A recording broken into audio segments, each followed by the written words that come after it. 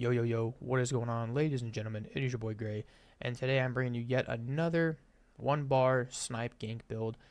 I prefer to play with a snipe gank build because I prefer the bow aesthetic, and that's why I enjoy using a bow. Um, I do have other gank builds I will release if the public wants it, that prefer dual wield heavy attack one shot builds that just straight up one tap 40-50k health players because it's broken. But I prefer to use a bow because like I said, I have more fun with it. So this build is essentially stronger than the other build that I was using if the sets work properly, okay? If the sets do not work as intended, the other build will hit harder, and you'll understand what I mean by that when we jump into the sets here in a second. So right now, we're going to go over the character stat sheet. We have 64 points in the stam. The more stam you have, the better. So if you want to run different food, right now I'm running smoked bear hunch. If you want to run lava foot, you will hit essentially harder. So do that.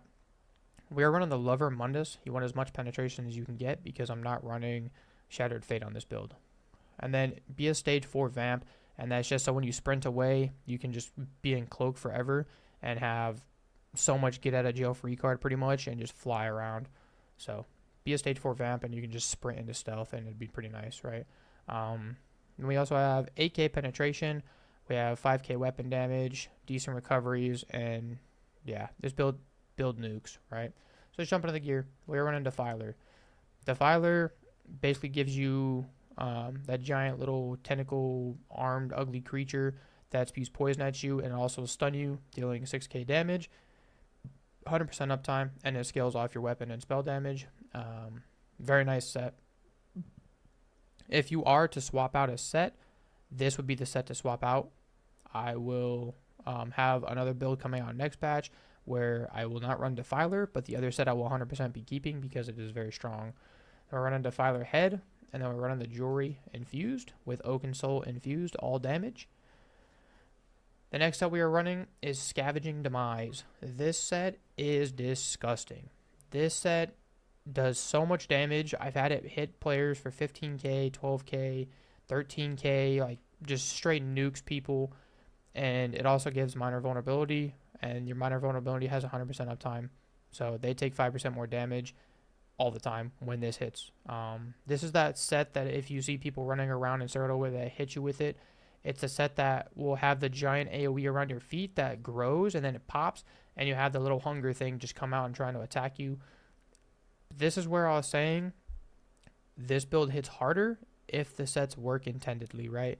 So if these sets connect, both Scavenging Demise and Defiler, you're getting one shot. I don't care who you are, you're going to get nuked. And you're just going to get shredded. But this build is damage that can be avoided, which is the rough part about it. It still nukes like a truck, but this build can be avoided damage if people understand how to play the game. So if people are on siege or people are AFK or they're repairing something, you can easily nuke them. But if they're running around in Cyrodiil and like sprinting or like they're on their mounts or something, it is going to be harder to kill them. Okay, so keep that in mind with this build. Then we're running One Piece Battle Org. If you have a light shoulder, you will essentially hit harder because you have extra passives from the light armor tree.